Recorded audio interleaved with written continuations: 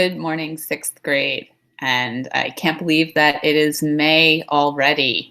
Um, Today, what we're going to be doing is looking at ways that we can pressure each other to deepen our thinking, except that we don't have each other to actually do that with the same way we would if we were in the classroom.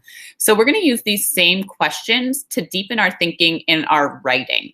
So, on the screen, what you see are a couple of different prompts that you could give to a partner when you're discussing a story or a novel, to get them to think more deeply and say more about the ideas that they've come up with, the theories about characters, the pressures that they've identified, um, that are acting on characters in the stories. So, thinking about what's the most significant new idea or thinking you've been developing, why is the idea important to the whole book? Where does it start? Where did that idea start from? Which specific passage or line is most important? How has your thinking changed across the book? And can you imagine someone arguing with that idea of yours? What might that person say? How might you respond? And so today I'm going to focus on this last bullet point question because I think it's the one that can be the hardest to do, but also can really elevate your thinking and writing if you're taking into account what others might think. So here's a pressure chart that I created for Will with my one absolutely amazing drawing of Will right there in the middle. So I was thinking about the pressures acting on him in terms of the character traits that we've identified, and how being lonely leads to him being mean to the Allens, right?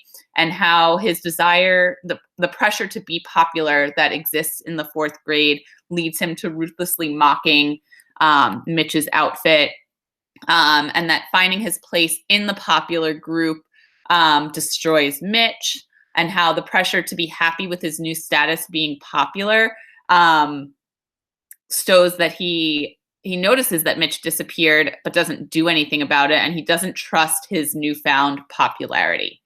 So when I'm thinking about this last question, can you imagine someone arguing with that idea of yours? What might the person say and how might you respond?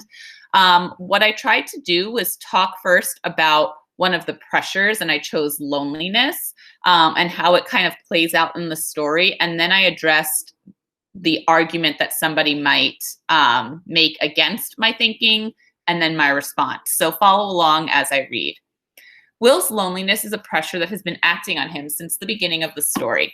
He thinks that being popular is going to cure his loneliness, even though he has his acquaintances, the Allens. He thinks he's lonely because he isn't popular and because the Allens are so interested in finding four-leaf clovers and he's not. His loneliness causes him to act in mean, selfish, and ruthless ways to both the Allens and to Mitch in his efforts to become popular. At the end of the story, he finally achieves that popularity. Someone might argue that he's still lonely at the end of the story and feels bad for what he did to Mitch when he talks about being the only one to notice that Mitch was gone and how he didn't trust his new friends. And that shows that he isn't mean, selfish, or ruthless. But I would counter with the fact that he didn't do anything to help Mitch as he saw him disappearing, and he might be cautious about his new friends, but that doesn't mean he isn't using the advantages that popularity gives him. So, a couple of things that I want you to notice about my response before you go off to choose one of those questions to write your own response to in the student work guide.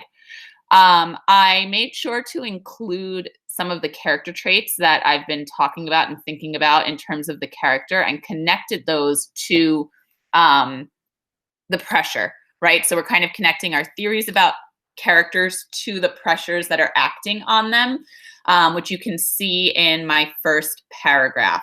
And then in my second paragraph, I kind of broke up the question prompt into two different kind of to structure my two different sentences. So what others might argue. And I included evidence from the text where it says where he talks about being the only one to notice that Mitch was gone. And in my second part about how might I respond, this is where I am kind of making more inferences based on what's in the text. He talks in the text about how he, let's get to the actual part here. how Mitch became a less and less vocal part of the group, telling fewer and fewer stories until the following year he was gone. No one knew where he went because no one noticed. No one had called him for months. So he's aware that Mitch has been disappearing, but he doesn't do anything about it. And those seem to be the evidence for me to argue against somebody arguing against me.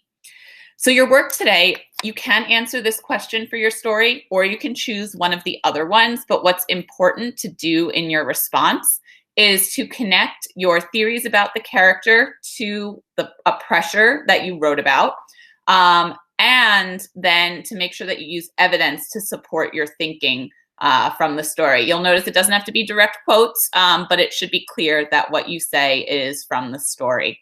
Remember that we're available if you have questions in office hours. We'll be commenting and giving feedback in your document, but I'm excited to read your responses. Bye.